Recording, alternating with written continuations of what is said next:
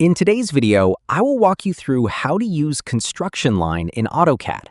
To begin, go to the Construction Line tool or type XLINE in the command line and press Enter.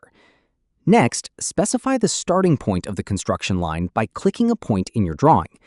After selecting the first point, choose the next point to define the direction of the line. AutoCAD will create an infinite construction line that extends in both directions across your drawing area.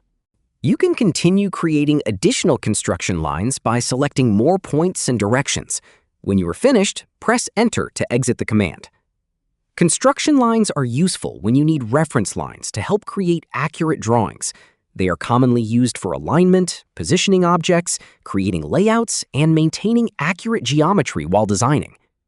To modify or remove a construction line, select the line and make the necessary changes or delete it from the drawing. And that's how to use Construction Line in AutoCAD.